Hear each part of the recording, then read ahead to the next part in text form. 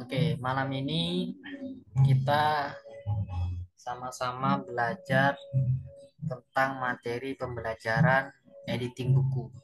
Jadi materi ini aku persingkat jadi beberapa slide.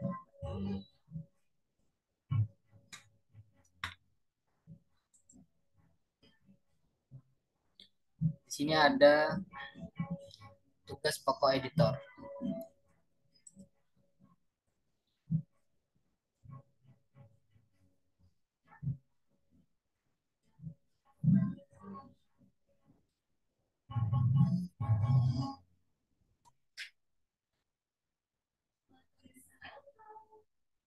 Jadi tugas pokok editor itu yang pertama, editor itu harus pintar menyeleksi naskah penerbit yang masuk.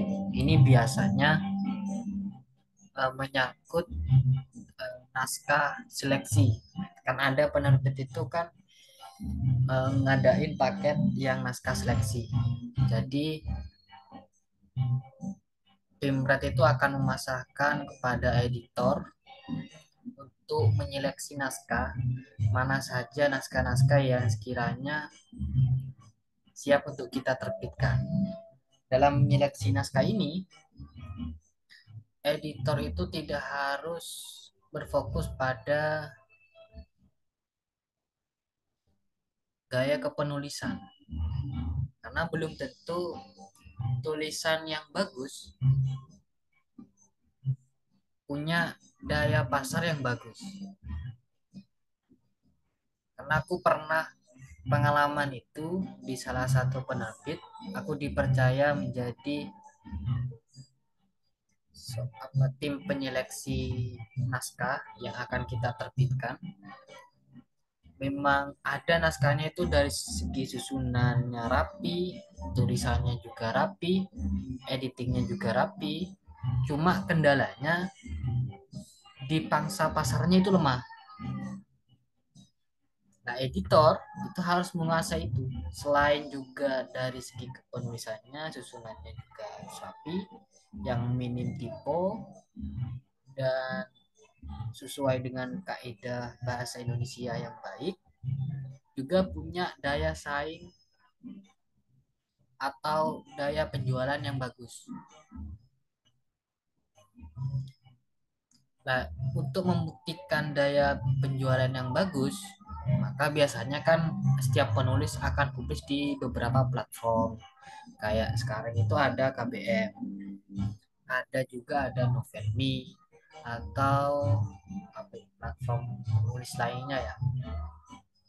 Biasanya di situ sudah ada penggemarnya dan penggemarnya itu yang akan membeli naskahnya, naskah versi cetaknya. Yang kedua itu tugas pokok editor, yaitu adalah editor harus mampu memperbaiki kata-kata, tipe dan tanda baca di naskah. Jadi misalnya ada kata-kata yang sekiranya kurang pas, kita boleh memperbaiki tanpa harus menghilangkan ide pokok dari naskah tersebut.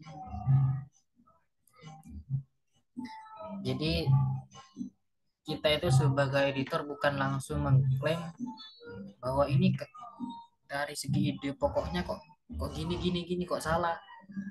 Kita nggak boleh begitu. Jadi kita cukup untuk memperbaiki aja.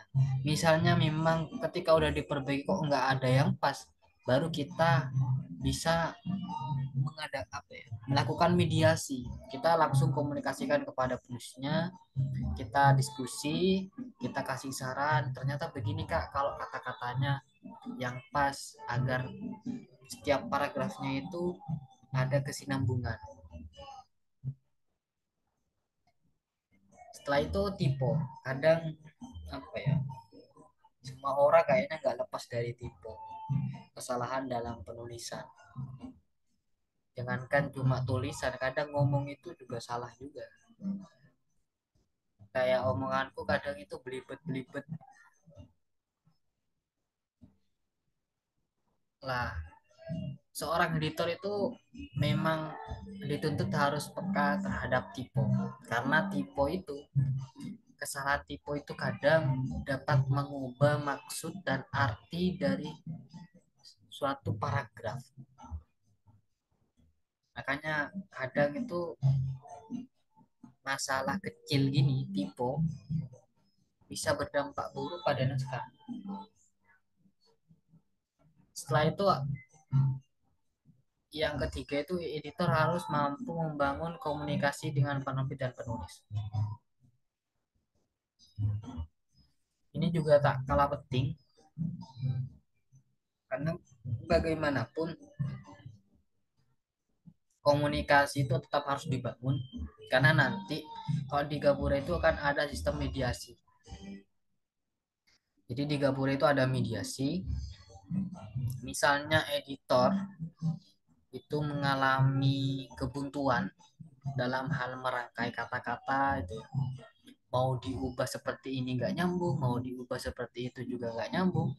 Akhirnya editor itu berkonsultasi kepada penerbit, misalnya di WIM konsultasi ke Mbak Zakia untuk dibuatkan grup mediasi naskah antara editor dan penulis. Di situ ada pimpinan redaksi Mbak Zakia untuk memandunya.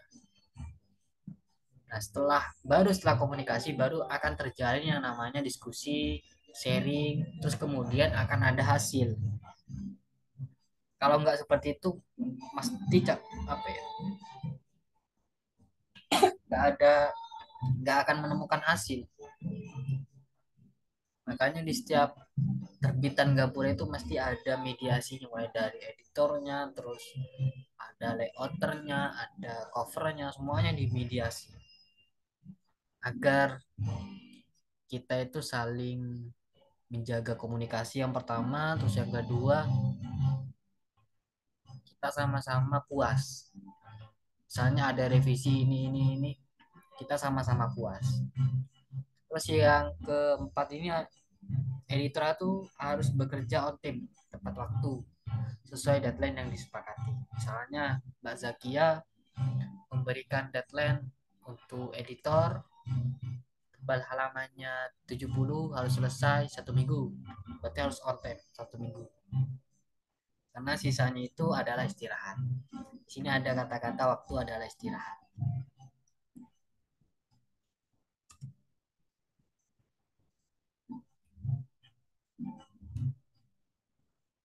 Oke, slideku muncul nggak ya, bekal editor? Halo.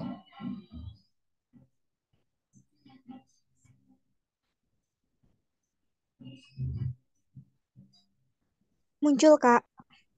Oh iya, yes. Soalnya di HP ku nggak muncul ini ya, kenapa? Kalau udah muncul nggak apa-apa. Oke, yang set kedua ini adalah bekal editor. Jadi 90% di sini seorang editor harus memiliki bekal editing yang tidak dimiliki oleh penulis. Bekal ini sudah 90% dikuasai dan di luar kepala. Apa saja bekalnya? Nanti di sini akan dibahas 5. Ada 5 komponen bekal yang harus editor itu tanamkan mulai saat ini. Yang pertama itu adalah banyak baca buku. Jadi kalau kalian baca buku, itu tidak harus kalian menikmati alurnya, tapi bagaimana kalian mengoreksi tulisannya. Mungkin kalian akan baca bukunya terbitannya Mayor,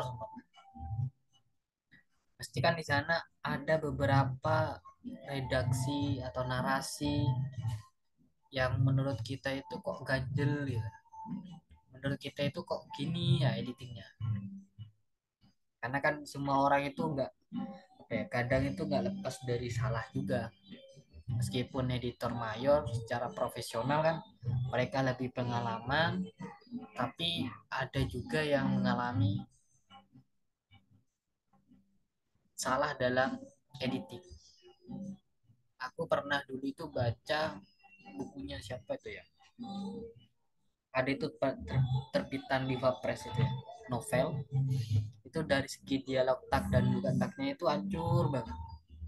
Aku sampai heran itu kok sekelas gini loh penerbit mayor. Kalau penerbit ini kan mungkin kalau gitu kan editornya kan nggak seprofesional mereka. Kalau mereka kan sudah ada pelatihannya, sudah ada pembelajarannya, mungkin sudah ada panduannya. Tapi yang namanya manusia juga pasti ada salah dan dosa. Nah, di sini seorang editor itu harus banyak baca buku. Dengan banyak membaca buku, maka seorang editor itu akan mempelajari hasil hasil editing orang lain dan memperkaya kosakata baku dan non baku. Karena sekarang itu banyak bahasa-bahasa yang non baku atau istilahnya bahasa-bahasa tren itu ya di TikTok gitu ya. Itu bahasa-bahasa non baku karena bahasa-bahasa yang tren di TikTok itu kan ngambilnya dari bahasa daerah, kemudian bahasa itu viral, kemudian terus dijadikan bahasa gaul oleh mereka. Jadi secara penulisannya harus ditulis miring karena kosakatanya nggak baku.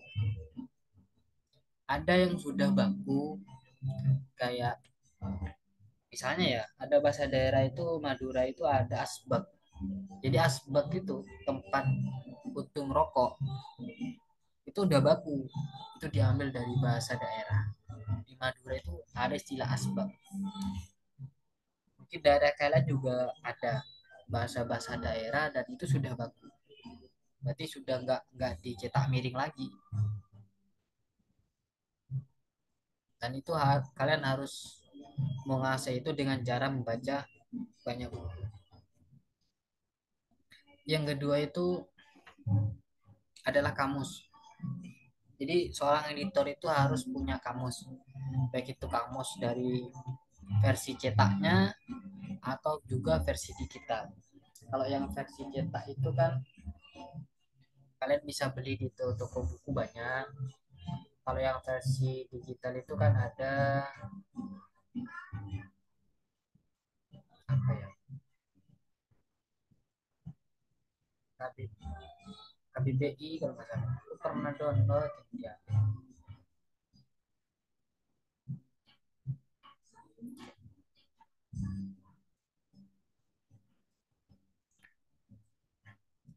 Terus yang ketiga itu adalah memperbaiki bukan mengubah. Jadi ya apa yang sudah saya sampaikan barusan itu bahwa seorang editor itu memperbaiki yang salah, bukan mengubah maksud dari penulisnya.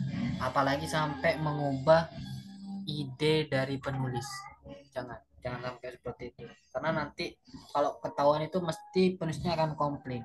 Ini kok ide tulisanku seperti ini kok diubah. Jadi kita fokus untuk memperbaiki yang salah aja. Misalnya dari segi tiponya, terus dari segi tanda bacanya ada yang kurang, misalnya titiknya kurang, komanya juga kurang, atau huruf kapitalnya dan segala macam. Yang keempat di sini ada komunikasi. Jadi seorang editor itu harus tetap menjalin komunikasi dengan penulis dan itu kalian bisa lakukan dengan cara mediasi. Jadi kalian boleh nanya-nanya ke penulis ini maksudnya gimana, cara kita boleh nyaranin ke penulis tapi kita nggak boleh klaim. Kita kasih saran kalau memang penulis itu oke, nggak ada masalah, kita boleh langsung mengubah. Tapi selebihnya kita harus bangun diskusi dulu. Enaknya seperti apa, hasilnya nanti seperti apa. Tapi tetap kita harus komunikasikan dulu. Yang keempat di sini ada muhasabah, memperbaiki diri. Jadi terkadang kan manusia itu ya tak lepas dari salah juga, aku juga kalau editing juga salah.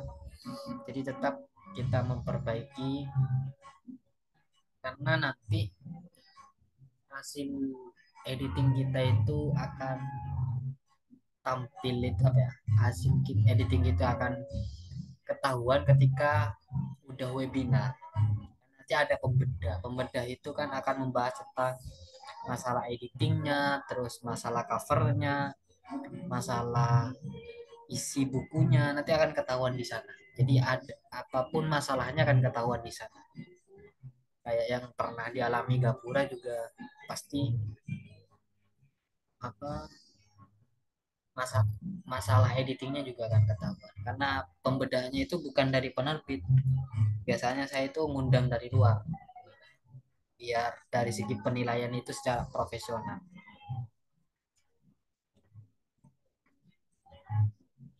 Oke, yang slide selanjutnya adalah kesalahan penulis. Biasanya itu penulis itu seringkali tipe. Kadang kalau kita itu lihat tipe itu bikin mata kita itu apa ya, malas gitu ya. Ada penulis yang acuh tak acuh, jangankan cuma naskahnya, catnya aja. Cat bareng aku aja itu tipenya banyak itu ya. Aku kadang pengen ketawa gimana naskahnya, ternyata ketika naskahnya aduh hancur itu. Ada penulis itu memang ini kan ada editornya, aku kan udah bayar gitu. Ya udah aku pasahin aja sama editornya yang lebih teliti. Kadang aku berpikir itu ini editor bukan robot, ini manusia, kadang juga ada yang salah, ada yang kelewat, ada yang terledor. Biasanya itu tipe-tipe yang sering aku temukan itu contoh ya kayak yang ditulis YG, kenapa tulis KNP itu ya, ada karena ditulis karena, saya ditulis SY, dan segala macam yang sering aku temukan selama aku editing itu ya.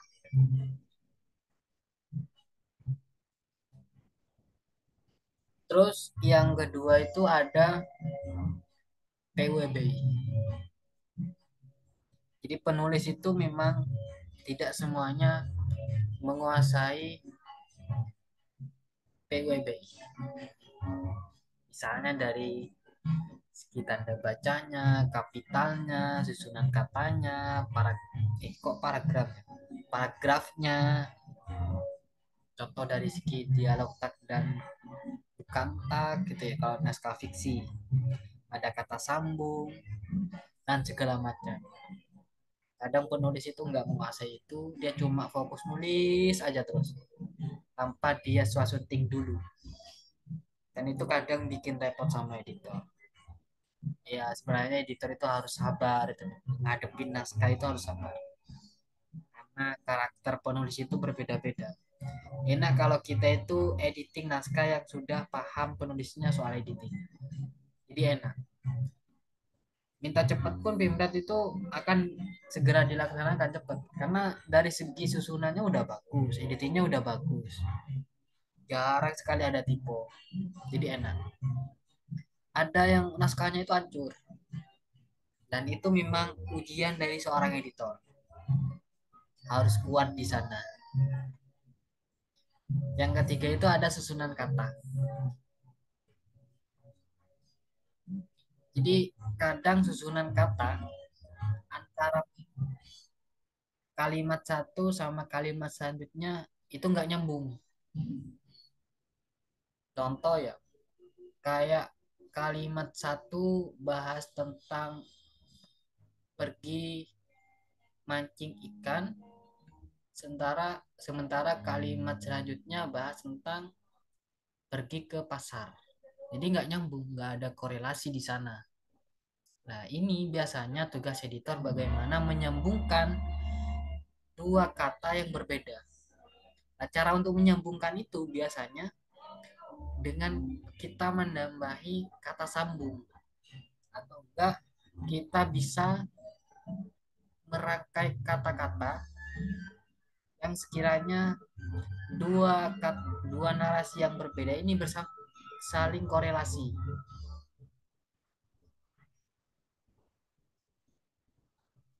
kadang itu kalau ada kata-kata yang kurang nyambung, biasanya aku itu nambahin kata sambung.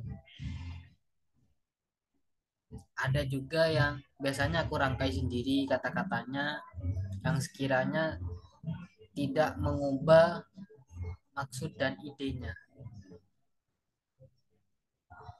Yang keempat adalah susunan simbol, kayak nomor, huruf A besar, A kecil, huruf satu, satu yang ada kurung bukanya itu. Ini biasanya yang dihadapi di naskah non fiksi,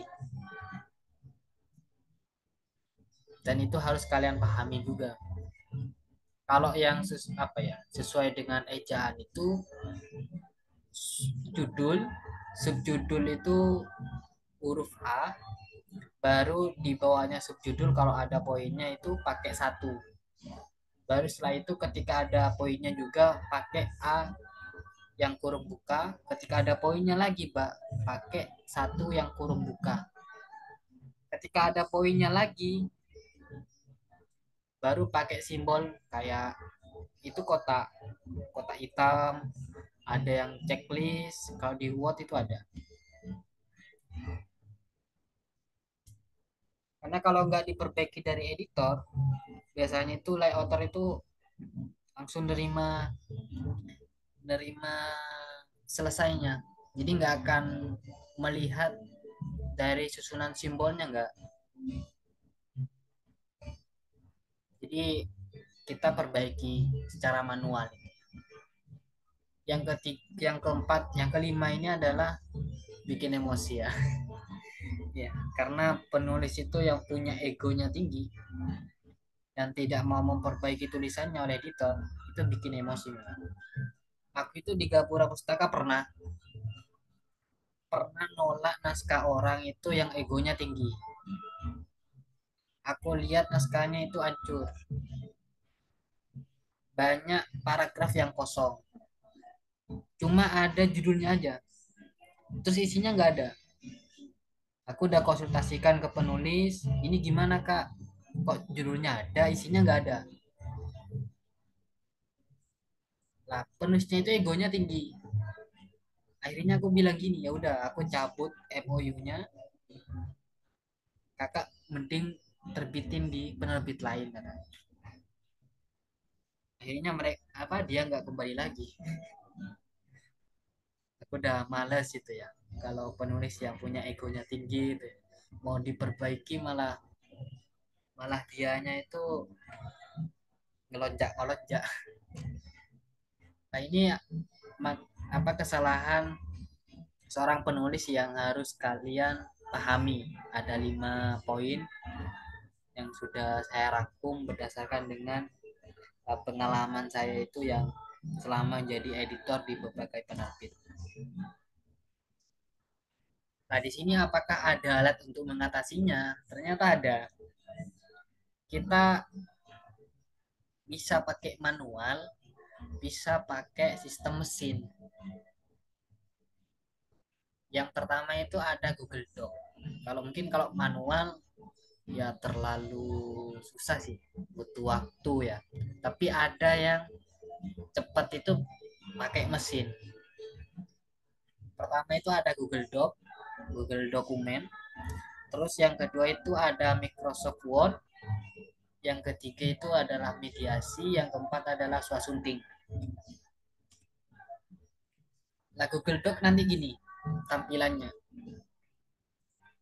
Untuk gambarnya jelas ya.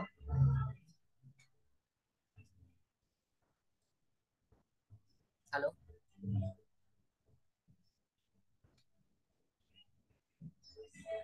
suaraku jelas nggak ya?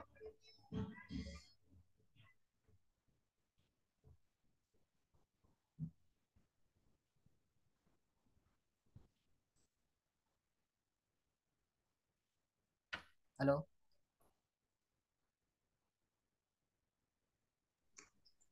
Suaranya jelas, Kak. Oke. Ini tampilannya Google Doc ya.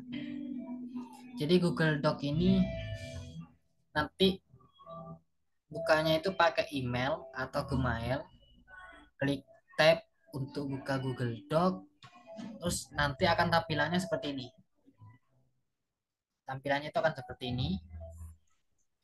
Kak, maaf, slide-nya tidak ter Oh iya, slide-nya tidak terganti, Kak.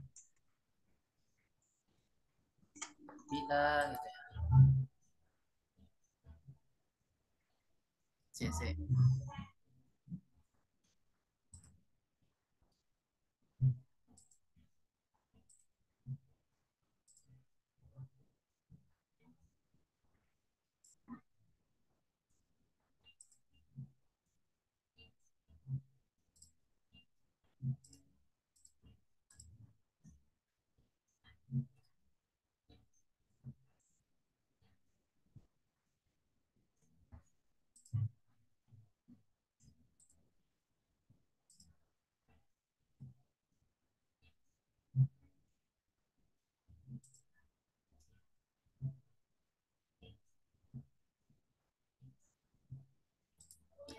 Kalau slide-nya nggak muncul bilang yo.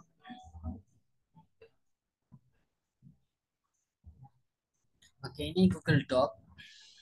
Nah, untuk menggunakan Google Doc di sini, kalian itu minta ke Pimret, ke Mbak Zakia itu, Kak, naskahnya itu naskah Word-nya, kirim ke email.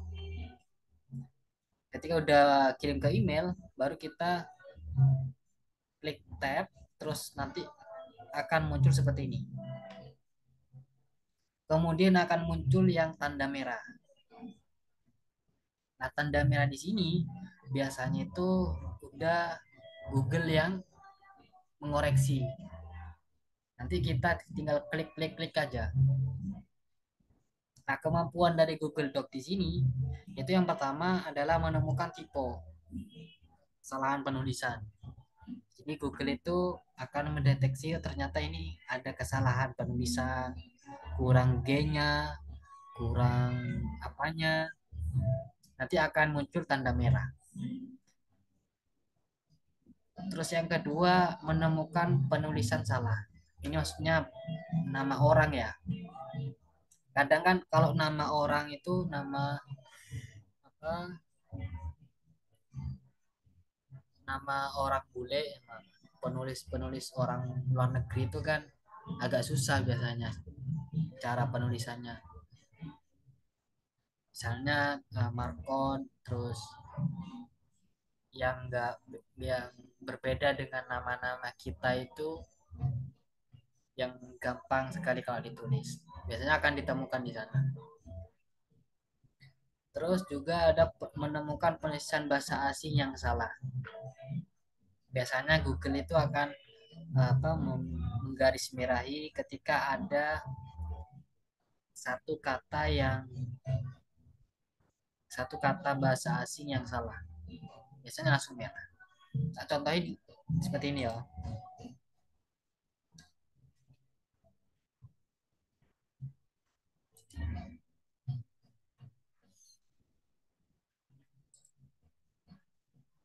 Udah muncul ya?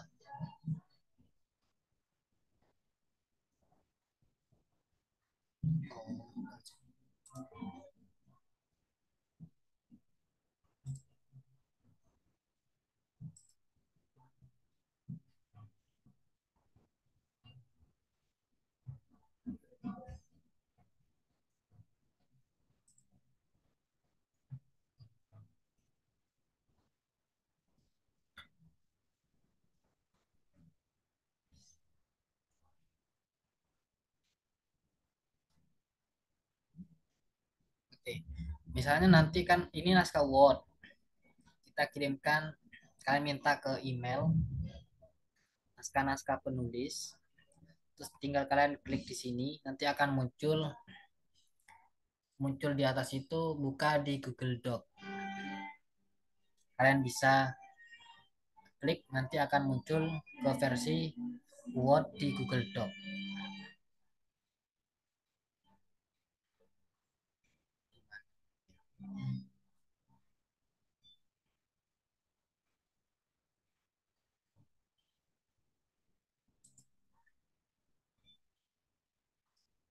Oke, nanti akan muncul seperti ini.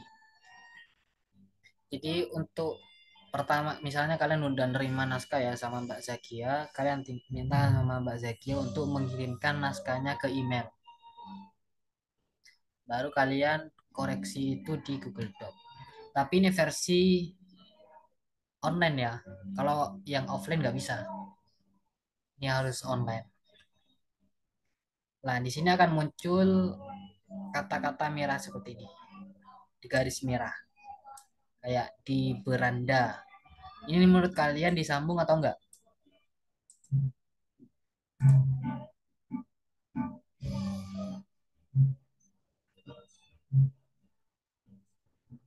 Halo? Kata di beranda di sini disambung enggak? Dipisah kah? Oke. Kalau kita klik di sini, berarti rekomendasi dari Google adalah pisah. Jadi dipisah. Karena di bersambung dengan kata tempat. Kita harus pisah. Terus di sini ada penulisan afiliasi. Jadi kalau bakunya itu F-nya satu. Kalau bahasa Inggrisnya F-nya dua. Kita pakai yang baku itu F-nya satu. Tinggal klik di sini. Kemudian akan diubah. Misalnya ada tipe di sini, ada SL. Berarti ketika kita klik maka berasal. Terus di sini ada ini kan kita bisa di dalam itu dipisah. D-nya ketemu dalam itu dipisah. Karena menunjukkan kata tempat. Ini di beranda juga dipisah. Menunjukkan kata tempat. Jadi yang harus disambung itu menunjukkan kata benda. Ini afiliasi, afiliator. Salah juga. Kalau kalian udah cek semuanya sampai ke bawah, baru kalian ngeceknya itu di Word. Enaknya ngeceknya di Google Word ini, apa Google Doc di sini, karena untuk mendeteksi tipe-tipe yang seringkali bermunculan di satu naskah. Kadang kita itu kan apa ya, belum tentu kita itu apa ya, matanya itu lebih teliti banget. Akhirnya ada kata-kata yang terlewat dan itu yang kadang yang mendapatkan rating buruk itu dari penulis. Makanya aku itu kadang pakai dua, yaitu Google Doc. Aku buka dulu di Google Doc, baru setelah itu tinggal nanti filenya aku download di sini. Ada file, terus ini ada download. Sini ada fitur download. Tinggal kita download yang versi Word di Google Doc.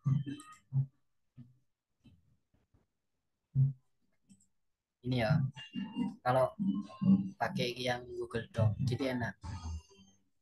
Jadi tipe-tipenya itu muncul.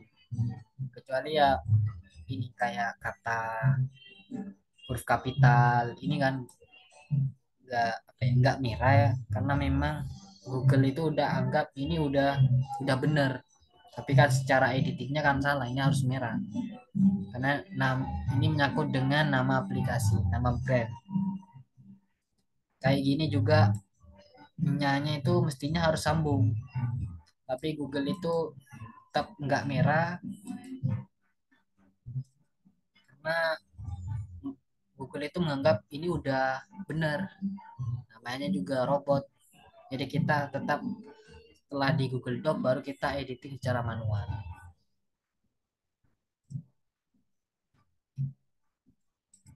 Yang selanjutnya itu ada Microsoft Word. Nah, Microsoft Word di sini ada beberapa fitur. Sebenarnya ada tiga. Ada ada fitur comment, ada fitur find and replace. Terus yang ketiga itu ada fitur apa ya, aku lupa. Tadi Word itu ini.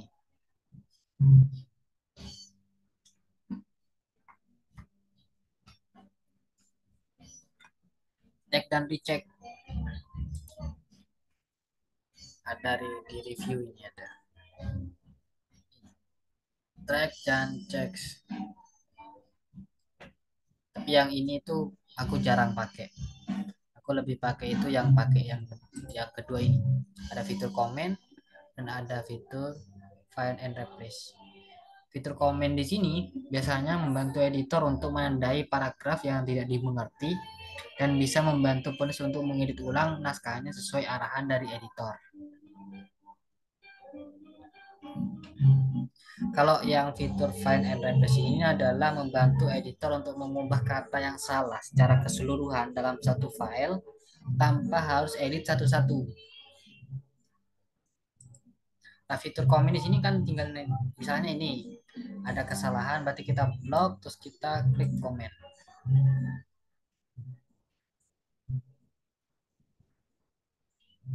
Tinggal kita nanti menuliskan di sini, maaf Kak, ini ada kesalahan antara paragraf satu sama paragraf selanjutnya nggak nyambung.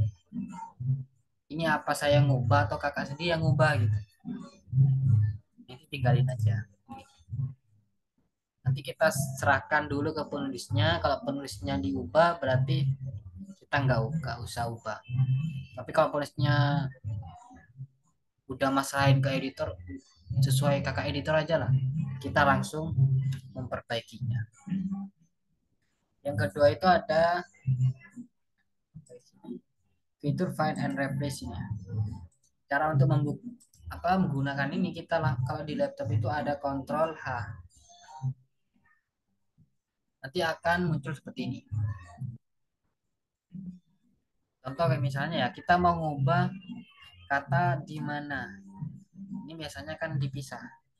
Di mana? Kita harus saja di sini di mana yang nggak dipisah. Terus kita replace-nya di sini di mana yang dipisah.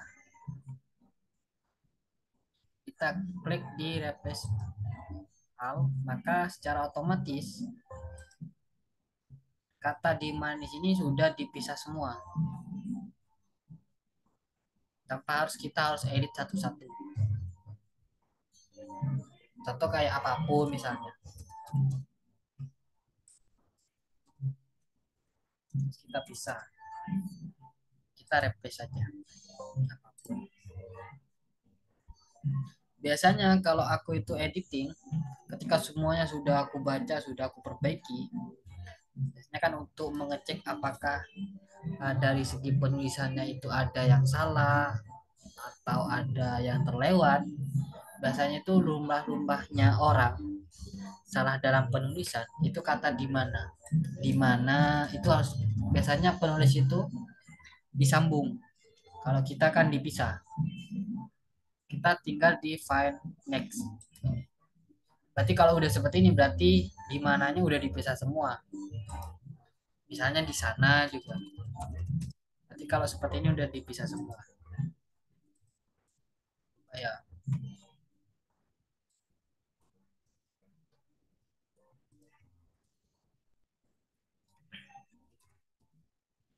Mana misalnya kita find teksnya berarti akan muncul di sini.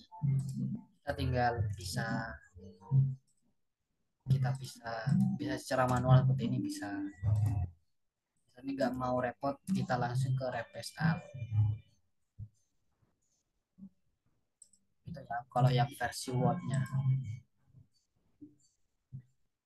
Yang ketiga di sini ada mediasi. Jadi mediasi di sini memang aku itu nyediain untuk konsultasi antara penulis dan tim.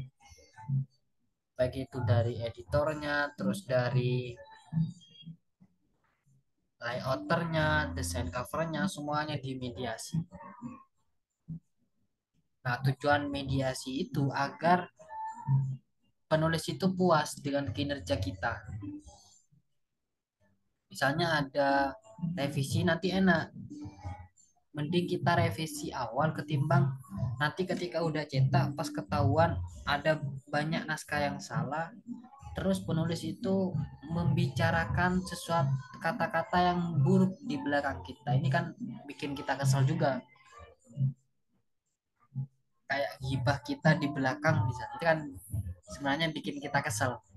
Mending kita selesaikan dengan cara mediasi di awal.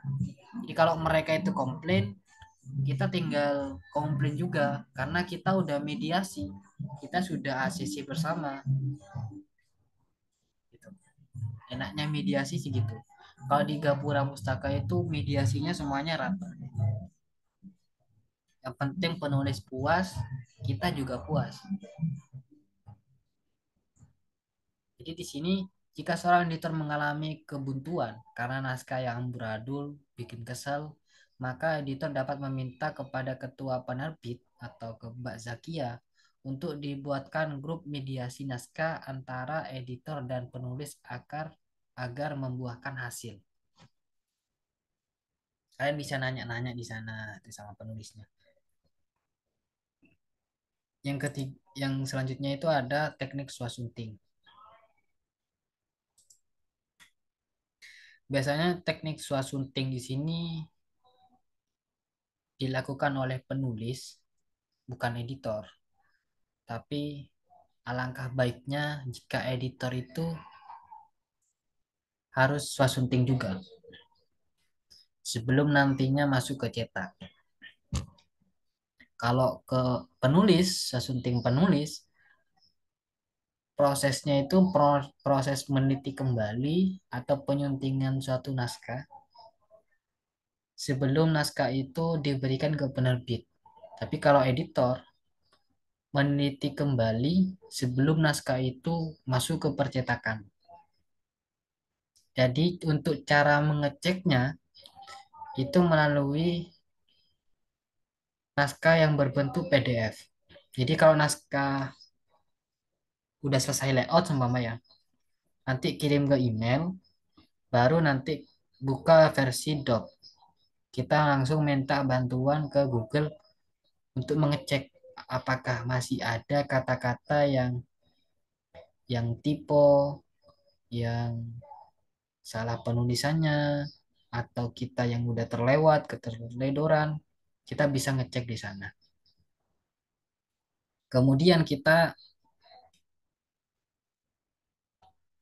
foto dan kita serahkan ke layout untuk mengubah. Kalau aku di Gapura gitu, aku udah jalin komunikasi sama layouternya, sama Dek Rossi itu ketika naskah sudah masuk udah mau masuk ke percetakan itu harus dikirim ke email dulu, baru aku buka ke Google Doc, terus aku tinggal kalau ada naskah tinggal foto-foto kalau ada kesalahan tinggal nanti aku foto-foto-foto dan aku kirimkan ke grup sampah. Aku buat grup sampah itu ya. Dan aku cantumkan nomor di sana. Misalnya halaman 9 nanti aku di kolom. Ini salah yang benar di mana dipisah. Misalnya lagi ada kata-kata yang salah juga nanti aku kolom di sana di gambar, di screenshot lah, di foto ya. Kalau di screenshot atau enggak kalau buka di laptop itu fotonya pakai HP itu terus aku kolong aja. Nanti aku cantumkan nomor halaman sekian, salahnya sekian, yang benar sekian. Gitu. Jadi apa proses pengecekannya dilakukan ulang sebelum nanti naskah itu sudah masuk ke cetak. Sebelum naskah itu sudah diedarkan, sudah banyak dibaca oleh orang. Ini udah slide terakhir. Selamat belajar dan bekerja. Teruslah tersenyum karena hidup adalah hal yang indah dan ada banyak hal untuk disyukuri. Terima kasih.